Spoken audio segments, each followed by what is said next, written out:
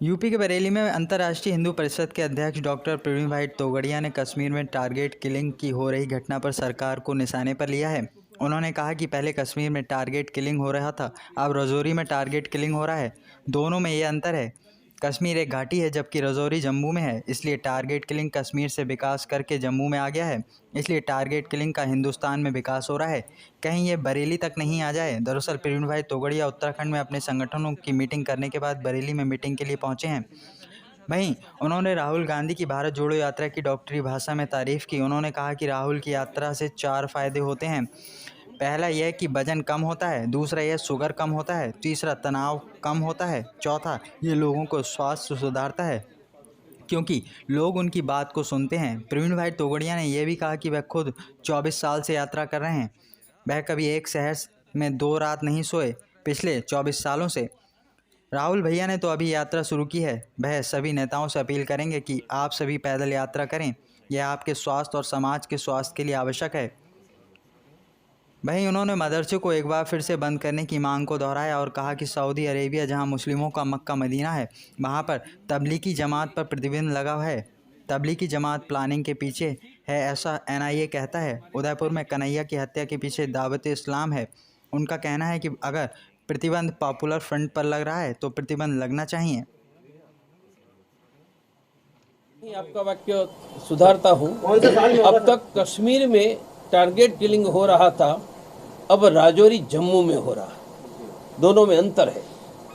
कश्मीर घाटी है, राजौरी जम्मू में है, इसलिए टारगेट किलिंग कश्मीर से विकास करके जम्मू में आ गया है, इसलिए टारगेट किलिंग का हिंदुस्तान में विकास हो रहा है, संभालना बरेली तक न आए। मैंने स्पष्ट कहा कि जहां मक्का मदीना है वह सऊदी अरेबिया ने तबलीग जमात पर प्रतिबंध लगाया है।